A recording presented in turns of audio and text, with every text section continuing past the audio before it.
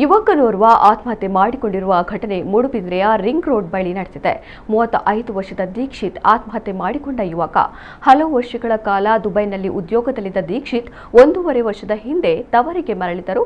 ಮೂಡುಬಿದಿರೆಯ ring road ಬಳಿ hotel ಉದ್ಯಮ ಪ್ರಾರಂಭಿಸಬೇಕೆಂಬ ಹಂಬಲ ಹೊಂದಿದ್ದ ಅವರು ಅದಕ್ಕಾಗಿ ಅಗತ್ಯ ಸಿದ್ಧತೆಗಳನ್ನು ಮಾಡಿಕೊಳ್ತಾ ಇದ್ರು. ಆದರೆ ಶನಿವಾರ ಮಧ್ಯಾಹ್ನ ಅನಾರೋಗ್ಯದಿಂದ ಬಳಲುತ್ತಿದ್ದ ತಾಯಿ ಮಲಗಿದ್ದ ಸಮಯದಲ್ಲಿ ಮನೆಯ ಕೋಣೆಯ ಕಿಟಕಿಗೆ ನೇಣು ಬಿಗಿದುಕೊಂಡು ಆತ್ಮಹತ್ಯೆ ಮಾಡಿಕೊಂಡಿದ್ದಾರೆ. ದೀಕ್ಷಿತ್ ಅವರ ಈ ನಿರ್ಧಾರಕ್ಕೆ ಕಾರಣ ಇನ್ನೂ ತಿಳಿದು ಬಂದಿಲ್ಲ. ಉತ್ತಮ ಭವಿಷ್ಯದ ಕನಸು ಕಂಡಿದ್ದ ಯುವಕನ ಈ ಅಂತ್ಯವು ಕುಟುಂಬಸ್ಥರಲ್ಲಿ ಮತ್ತು ಸ್ನೇಹಿತರಲ್ಲಿ ಭಾರೀ ಶೋಕವನ್ನುಂಟು ಮಾಡಿದೆ.